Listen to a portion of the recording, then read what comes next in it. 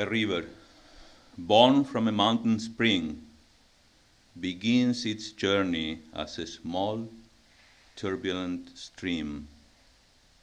It carves its path through the diverse landscapes, encountering rapids, meandering through valleys, and cascading over waterfalls.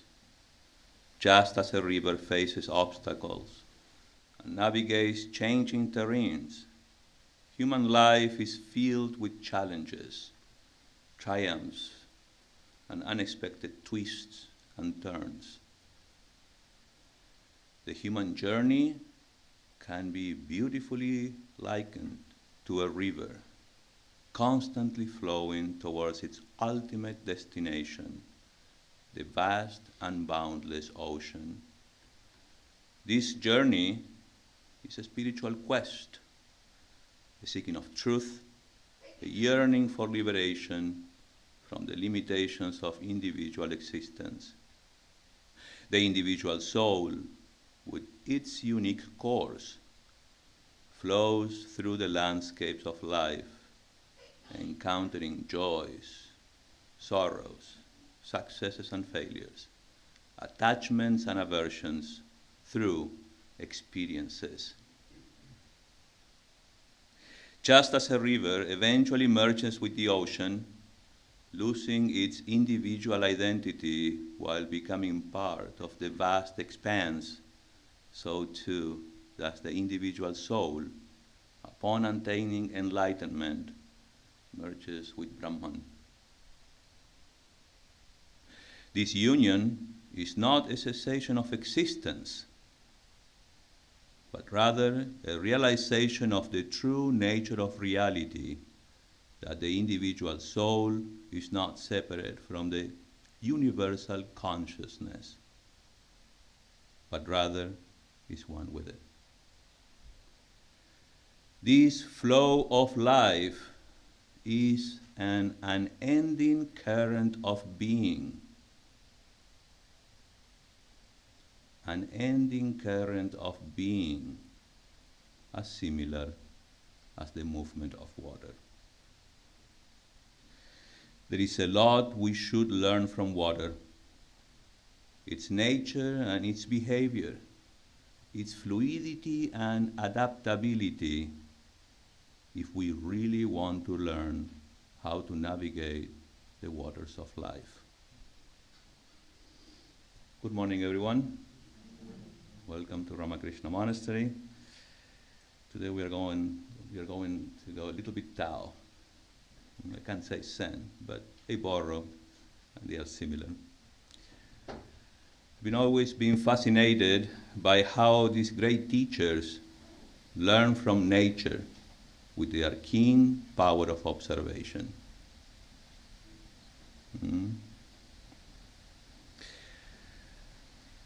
There are these questions about how to lead a spiritual life, when I'm constantly challenged by the demands of mundane life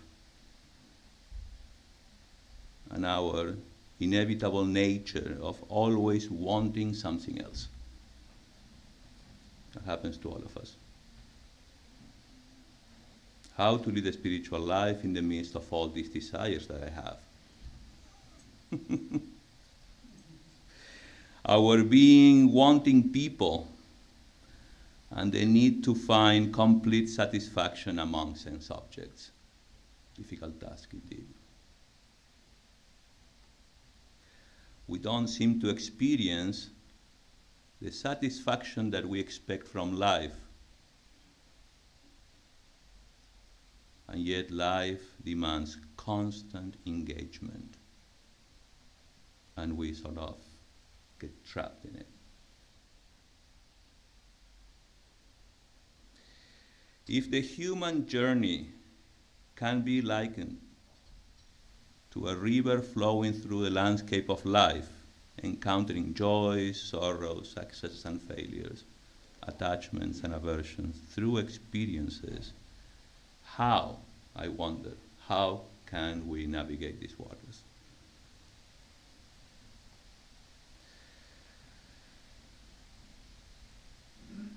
I was, I've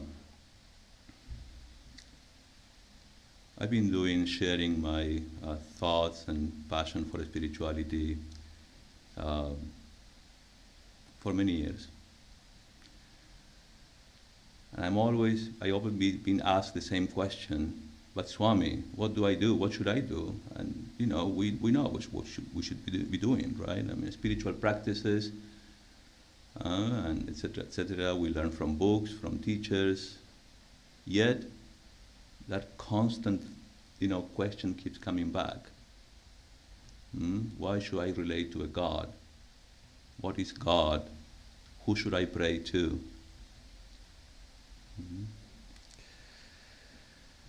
In the Katha Upanishad, Part 2, Canto 2, verse 13, we find there is one who is the eternal reality among non-eternal objects. The one truly conscious entity among conscious objects, and who, though non-dual, fulfills desires of many. Eternal peace belongs to the wise who perceives him within himself and not others. So, there is an eternal reality, always present, who apparently fulfills all our desires. Yet, there is one who can experience eternal peace. The one who perceives him in everything. That's the wise man. We all want that. So we want to navigate these waters of life in a wise way. The goal of Vedanta is to become a wise person. In the Bhagavad Gita, we find this wise man among many of what we call God's devotees, those who approach God with different intentions or in different ways. He excels among them all because the wise person becomes one with him. This wise man, after making efforts to master himself, merges in the ocean of Brahman and perceives and experiences that fulfillment as eternal peace.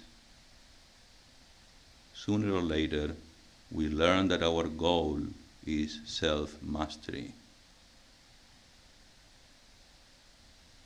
Our goal is to find that union with Brahman, what we call God, with our divine nature.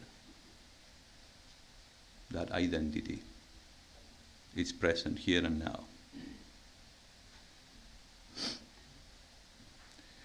The world is in a constant state of flux.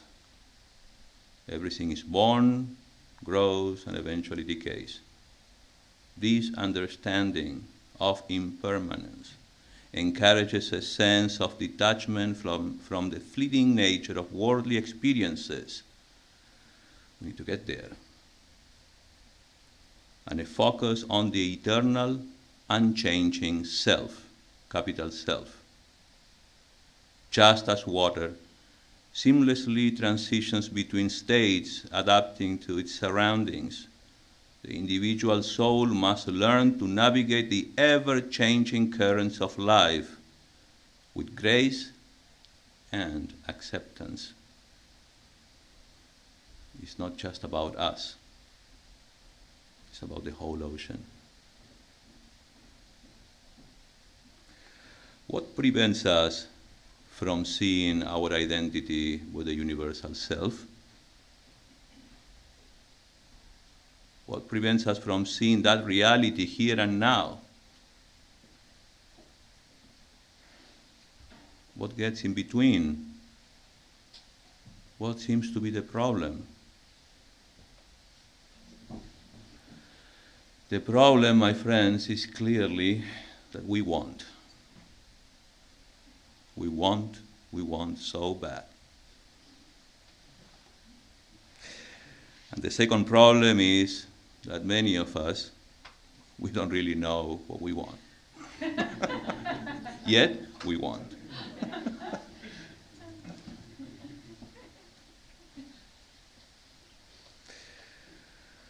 What do we want, truly? Well, of course, we want that eternal peace proposed by the Katha Upanishad. When that wise man experiences that divine self in everything, of course we want that eternal, permanent peace. But what is that what we want here and now? We want to satisfy our basics. It's clear that first we want to cover our minimum needs. In Vedanta, we recognize that desire is a fundamental aspect of human experience. In fact, we are human because we desire. It is the driving force behind all actions and motivations. Don't you want to experience peace? There you go. You want. So it's natural.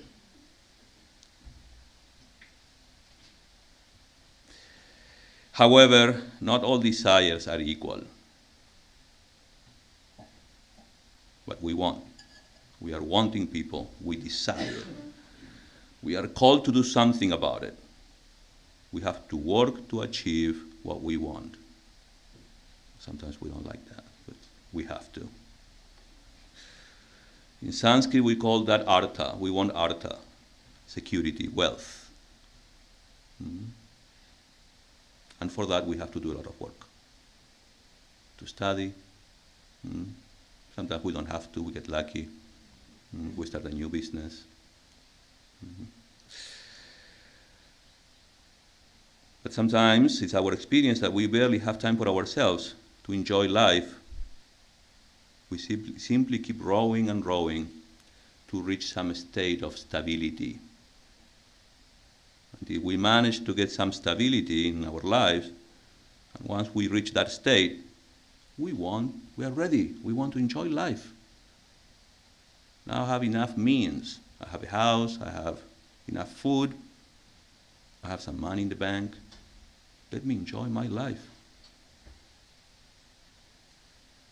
In that pursuit, now fully focus on enjoying life by pursuing what we call in Sanskrit kama. In the beginning, we find it very pleasurable and entertaining. But soon we understand it's never enough.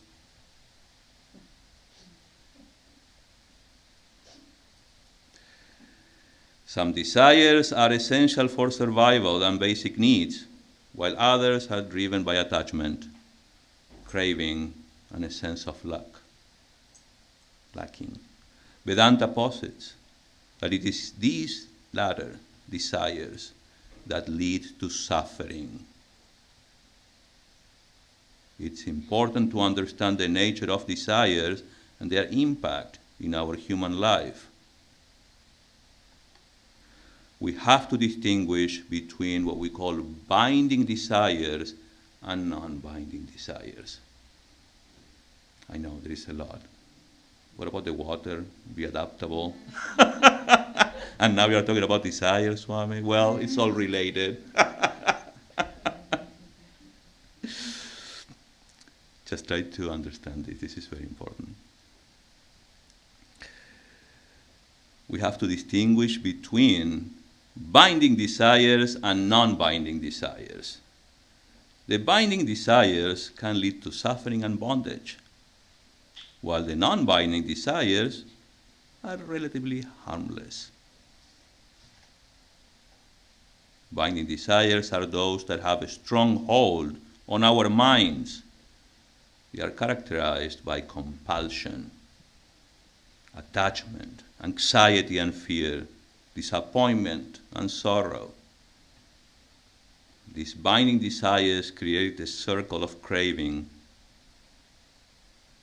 fulfillment, which is temporary. They have a beginning and an end, and renewed craving.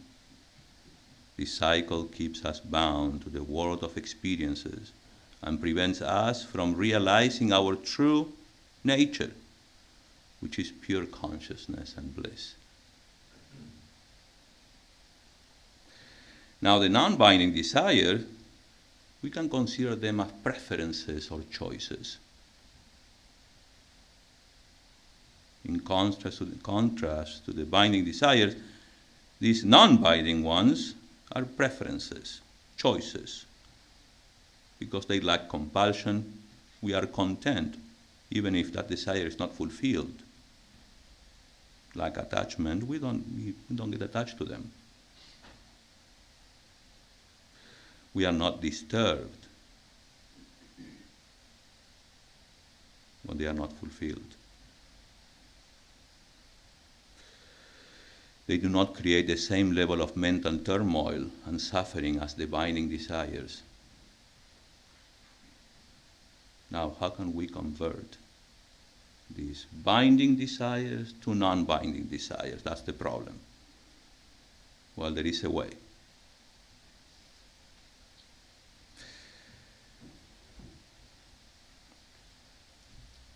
Through self-awareness, discrimination, and spiritual practices.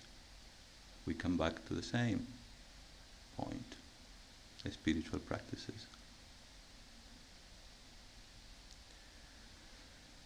This involves understanding the nature of desire, recognizing that desires are impermanent and do not bring lasting happiness. Do you agree with that? Well, yet.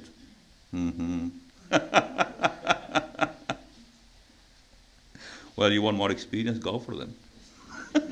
No problem. Just be responsible. It involves developing detachment, cultivating a sense of detachment from the objects of desire, understanding that our true nature is independent. No, I'm not going to do this. I know what's going to happen. It will create an obsession in my mind, and it will never be enough. We can practice contentment, learning to be content with what we have and not constantly seeking things. Engaging in spiritual practices such as meditation, of course, self-inquiry, study of the scriptures, help to, loosen those binding desires and cultivate inner peace. It is important, yes. But let us now go back to the river. So that being clarified, how to navigate these waters of life. Life is fraught with miseries and disappointments, and that's the problem. Among those desires that bind you or those desires with which you are okay with, life in this current has its ups and downs, unexpected surprises and challenges. Let's see what the Tao Te Ching has to say about it. Soft and strong. Water is fluid, soft and yielding. But water will wear away rock, which is rigid and cannot yield. As a rule, whatever is fluid, soft and yielding will overcome whatever is rigid and hard. The wise knows that yielding overcomes resistances, and gentleness melts rigid defenses. If he were not like water, he, the wise man, then he would break.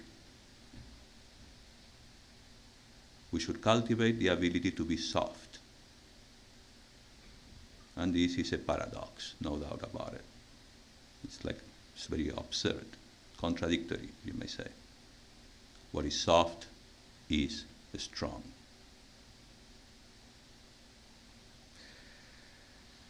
Goodness. True goodness is like water.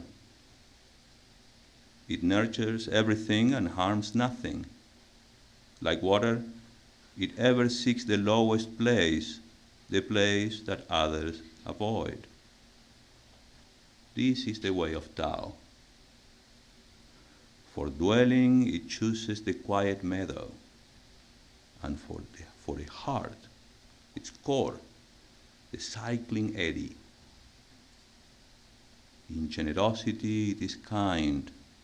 In speech, it is sincere. In power, it is order. In action, it is gentle. In movement, it is rhythm. Because it is always peaceable, it soothes and refreshes.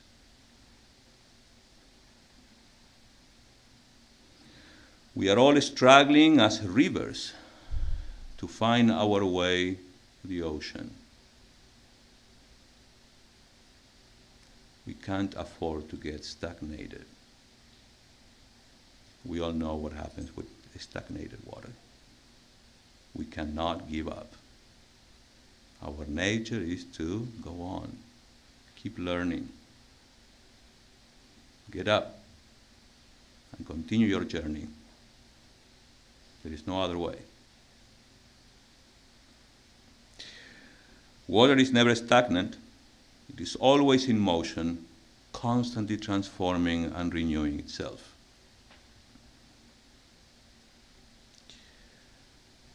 Just like we make this analogy with water and understanding its nature, let us try to understand the nature of the waters of life.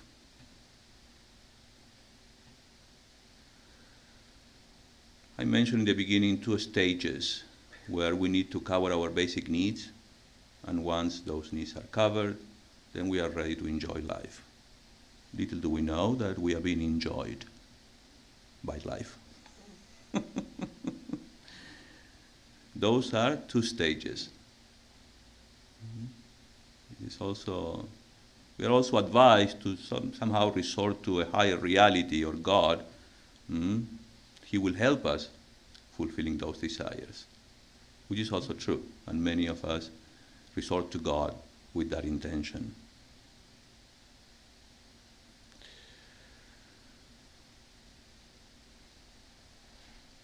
We still understand there is a problem. The problem that there are certain aspects of life that are outside of our control. The problem that life is constantly changing, like water. We are thrown into the waters of life without lifesavers. Go. We are thrown into these rapids, and we are supposed to stay calm. What happens to you in the rapids? Have you experienced that? Are you tensed or relaxed? Rigid or soft? We are thrown into these waters of life, and we are supposed to stay calm, not freaking out or fall into desperation. We need to find our center. And we do that by holding tight with that something that never changes. Swami always comes back to the same, huh? What is that never changes? Your own being. It's not in the outside. It is in the outside. But first, you have to discover it within you.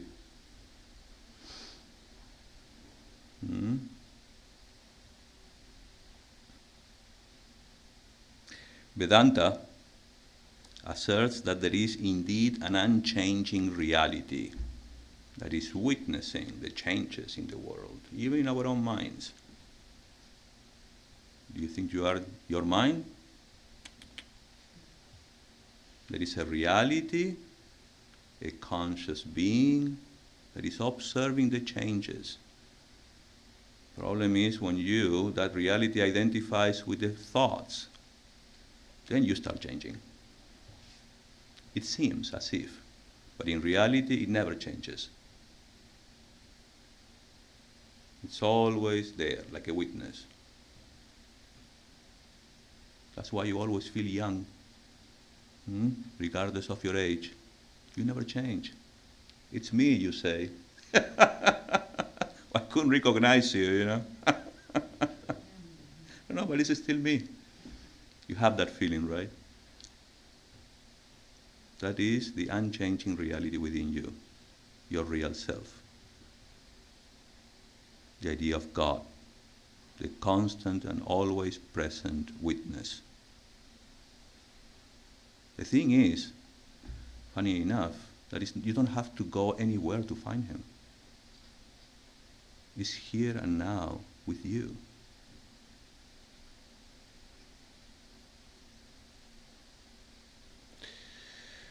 God is proposed as a means to connect. The idea of God is proposed as a means to connect with our already universal nature. Unfortunately, we are so identified with our body-mind complex that we don't seem to accept that ultimate reality, that the ultimate reality is manifesting through us as us, your limited self, with your names and all your faults, limitations. Unfortunately, we are so identified with our body-mind complex that we don't seem to accept. Vedanta demands this acceptance. We don't seem to accept that that ultimate reality is manifesting through us as us.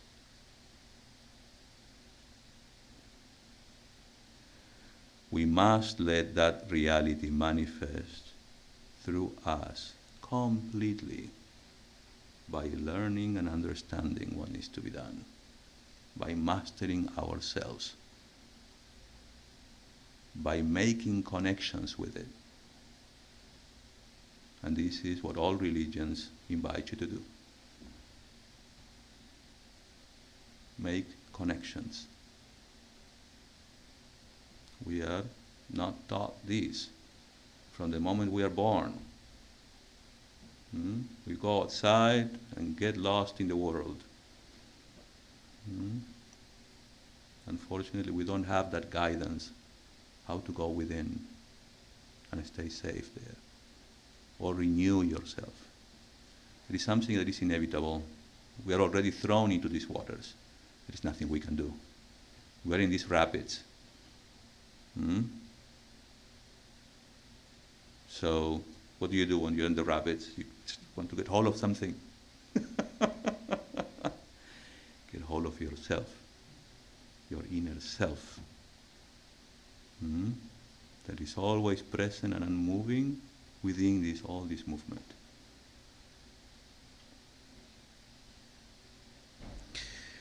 You may think, that sounds great, Swami, but we are here and now, and we need to keep rowing in these waters. Is there anything we can do? Yes, as I said before, first things first, accept what it is. We are here already. Can't stop this. We are already in these wild waters. Okay? Take it as it is. Understand its laws. Understand its rules.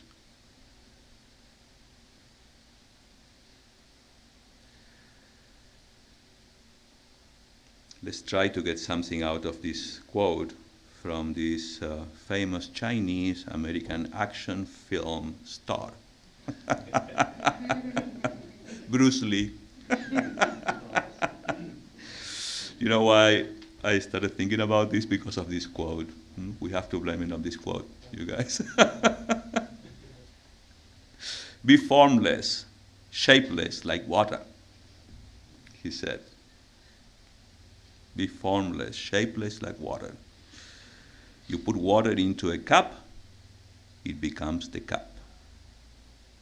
You put water into a teapot, it becomes the teapot. Now water can flow or creep or drip or crash. He said, "Be water, my friend." Very Lao Tzu. He was Chinese. What should we learn now from water?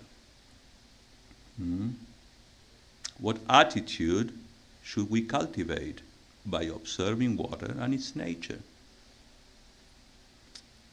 You put water into a cup, it becomes the cup. You put water into a teapot, it becomes the teapot. This highlights water's ability to conform to any container or shape, like the self within you. The real self, I mean, the Atman. It's not fixed to a shape. It has no fixed shape on its own, but takes on the shape of whatever holds it. Now water can flow or creep or drip or crash. This emphasizes the different ways water can behave depending on its environment and the forces acting upon it. It can be gentle or subtle, powerful and forceful. In this quote, we are encouraged to be like water. Crashing represents the potential for water to be strong and forceful. It emphasizes that adaptability doesn't just mean being gentle and yielding. It also means being able to assert oneself with power and impact when necessary. Just as water can be gentle and adaptable, it can also be powerful and transformative. This duality is what makes water such a compelling metaphor for human behavior and resilience.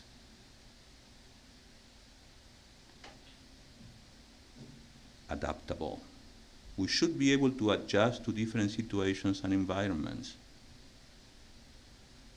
just as water adapts to different containers. Flexible. We shouldn't be rigid or fixed in our ways, but rather open to change and new experiences. Resilient. Water can overcome obstacles and find its way, this is very important, through any terrain. Have you observed water when you have a leak at home? It gets its way. Resilient. We can again overcome obstacles and find its way through any terrain. We should strive for the same resilience in the face of challenges in our lives. Versatile. Water can be both gentle and powerful depending on the circumstances. Water, in its purest form, is ever-changing. It adapts to its surroundings, curving paths through rocks, evaporating into the sky and condensing into rain. It takes the shape of its container, flows effortlessly around obstacles and finds its way out. It seamlessly transitions from liquid to solid to vapor, demonstrating remarkable fluidity and adaptability. This fluidity is a crucial quality for human beings to cultivate. In a world of constant change and uncertainty, clinging rigidly to fixed ideas, beliefs, and expectations, binding desires, can lead to suffering and stagnation. You see it? Just as a rigid rock is easily broken by the force of water, inflexible individuals are more likened more likely to be shattered by life's challenges.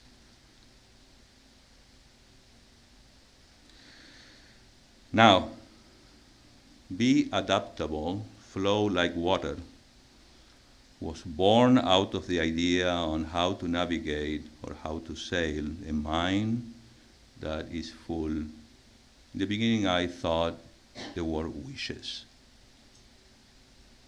or hidden desires.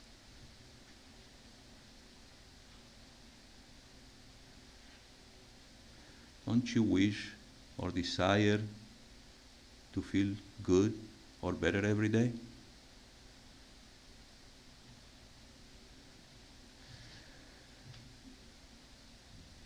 It's possible to do this in our lives, even after all I said. It's possible to desire without being attached to it or getting trapped in those binding desires. Don't be conflicted. Life is inevitable. The first desire you should have is, how can I get out of this rapid, this river? But if that doesn't happen to you yet, no problem. You should know how to desire.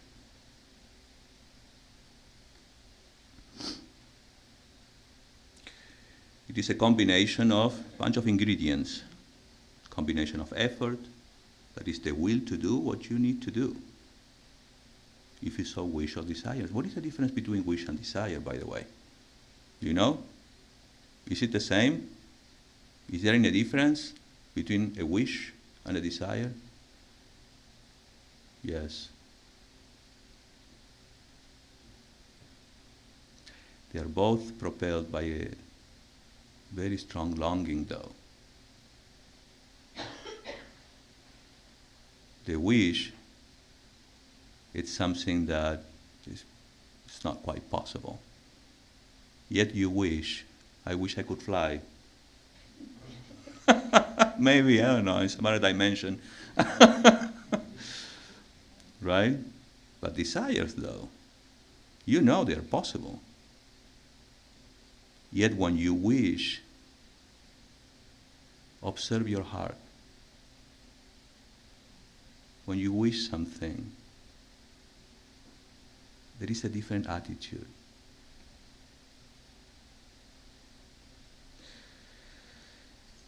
It's a combination of effort to do, that will to do something that needs to be done, and the intention of working together. The effort and the intention, these two, working together, that manifest in the form of a wish-fulfilling prayer.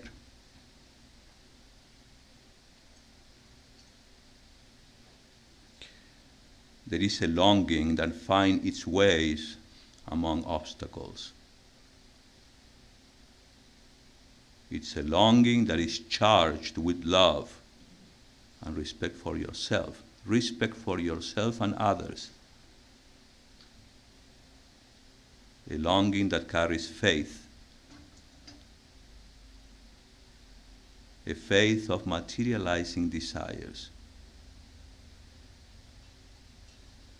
In this longing, there is an abundant current of belief intertwined with love.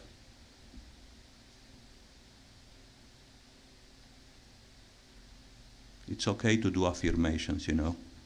I don't know if you are into those. Mm-hmm. In this new age, you find that a lot of books, affirmations. It's okay. Mm-hmm. But it should be done with belief. It should be done with longing,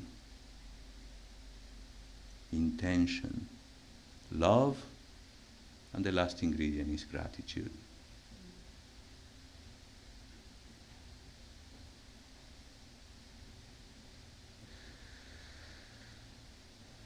That approach is very important. The approach is very important. Many of you are parents. And when your kid asks, give me this, give me that, I want it, I want it, I want it. It's like, there is this part of you is like, you know what, I'm not going to give it to you. What is wrong there? Why that happens? Because of the way you ask. It's not the right approach. However, your parent will guide you to be more polite and have the right approach. No, please. The magic word.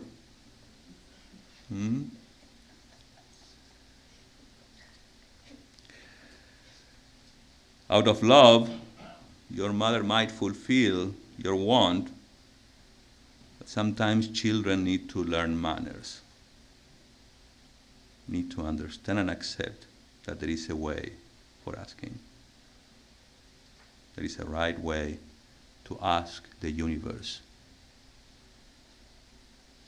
provided these are non-binding desires. Because if you fall into a binding desire, it's on you. You will have to pay the price for that. I always remember, we have our teachers and we have a relationship with our teachers. Our main one is Sri Ramakrishna, and for us monks of this monastic organization. My guru, my spiritual guide, he used to say, what is there? Because he's from India, you know how they talk like that. What is there? You sit in front of Sri Ramakrishna and ask. Give me, give me, give me. Now look at him. He's always smiling, looking at you. Give me, give me. And he's like, all right, you really want that? Yes, please, please, please. Always smiling. I said, all right, take it. And then, after some time, you come back and say, why, please, no, that's not what I wanted. Always smiling. That means it's you that can transform your life. It's you that have the power. The only thing that is needed is how to do it.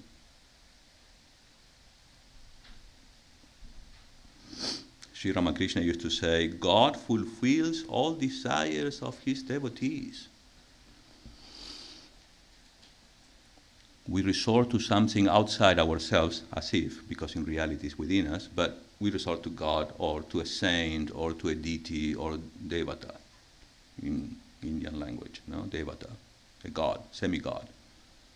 In that, we put a lot of faith. And you, yes. Oh my.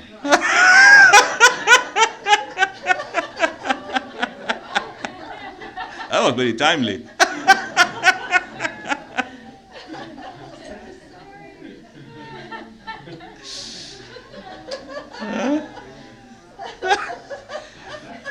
Maybe I won't stop, please.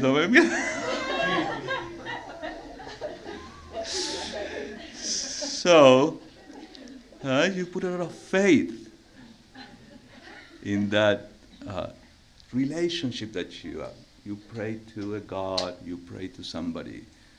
Your approach, you are even willing to do anything, like a ritual, go on a pilgrimage. But there is a magic that happens when you have the right approach. It should be like a combination, try to understand this, of desire and wish. When you desire, there is anxiety, there is rigidity. You're like, oh, I want.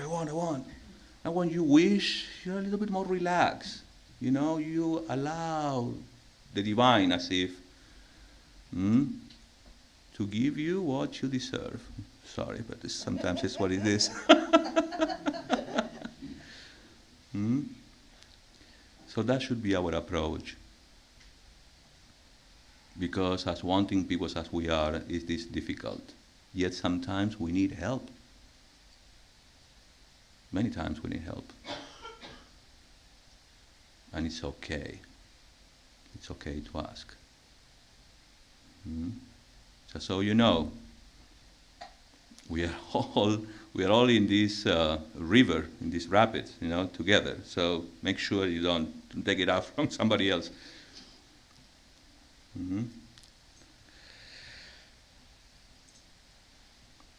Sri Ramakrishna used to say, God fulfills all desires of his devotees. Remember, we need to find our center. We need to do that by holding tight into that which never changes. The unchanging reality we call God, because it's real. That ocean that we are all heading towards is there.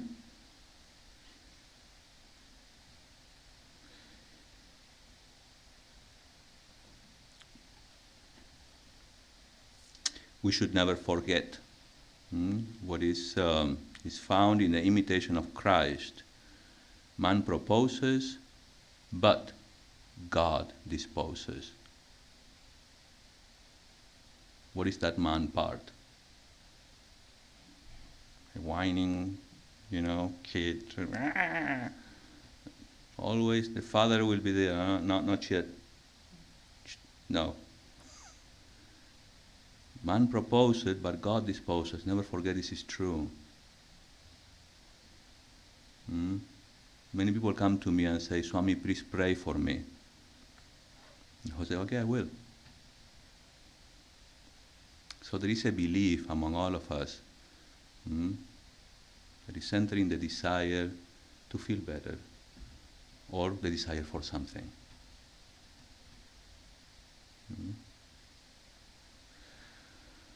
It's okay to navigate these waters in the midst of all these so-called desire or wishes. Why do we need to be adaptable and flow like water? Because we need to create a very strong mindset. Because the only constant in this life is change. And you better be willing to change with it, to adapt to those changes. Change is constant, change is inevitable. Change is the relentless force that shapes the very fabric of our existence. Yet, there is an unchanging reality. By embracing change, we learn to flow with it. We are able to let go rigid expectations and adapt to new circumstances. To flow like water is to embody the essence of adaptability, remaining flexible, resilient, and open to change. Water teaches us to navigate these obstacles with grace, persist in the face of challenges, and embrace transformations as a natural part of life.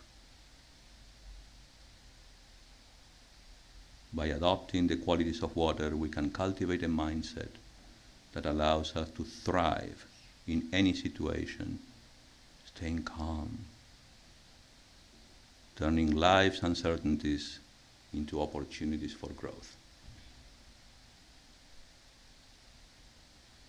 Vedanta strongly recommends to get hold of that never changes. There is one who is the eternal reality among non-eternal objects, the one truly conscious entity among conscious objects, and who, though non-dual, fulfill the desires of many. There is one who is the eternal reality among non-eternal objects, the one truly conscious entity among conscious objects, and who, though non-dual, fulfills the desires of many.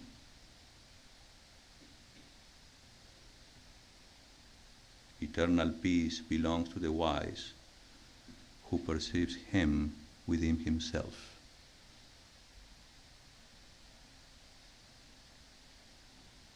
Once we are done with the little toys that we are giving in this life, Mother gives us some toys, just be entertained, just play. And I don't know if you, probably, I'm sure you experience this.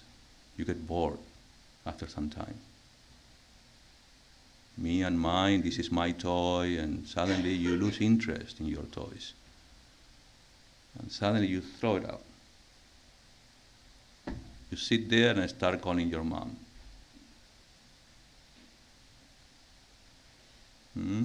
That's us, you guys. We are waiting for that moment to happen. To be done with these little toys that we are given in this life to be entertained. There will come a moment when we will start calling our mother. That unchanging reality within us. Until then, good luck in the waters. Thank you.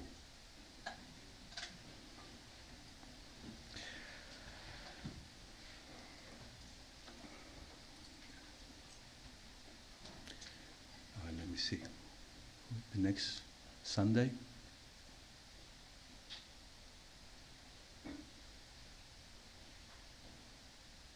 I won't be here next Sunday, you guys. I will be in North Carolina. A strength-giving religion. Swami Vedarupananda ji. A strength-given religion. A strength-given religion. Well, because we have to be strong. It's all about being strong. You know that, right? Swami Vivekananda, he says in one word, if I can rescue one word from the Upanishads, that is the essence of Vedanta, he said, is strength. Strength, strength, strength. Why? Because we need to be strong to accept who we truly are, and be strong to navigate the waters of life, the laws in this life. So that is Swami Vedarupananda next Sunday, 11 a.m. We are going to do the Wednesday classes, again, Wednesday, 7:30. We are rescuing the treasures from the Song of God. And when I'm gone, Swami Sarvashrayana will continue with the classes. I think I'm leaving on Thursday, right? So I will be doing the talk on Wednesday. Also, everybody's welcome to take part of the Arati that is in our shrine, a small temple that we have. It's at 6:30 p.m., but we open the monastery at 6 p.m. Just for the class and Arati. The grounds are closed. And so the bookstore. Well, thank you so much. I'll meet you all in the library if you have questions or comments. I'm going to close with a chant. Om Purnamadah Purnamidam Purnat Purnamudachyate Purnasya Purnamadaya Purnamevavashishyate. Om Shanti Shanti Shanti. Om, that outer world is Purna, full of divine consciousness. This inner world is also Purna, full of divine consciousness. From Purna comes Purna. From the fullness of divine consciousness, the world is manifested. Taking Purna from Purna, Purna indeed remains, because divine consciousness is non-dual and infinite. Om, peace, peace, peace. Thank you.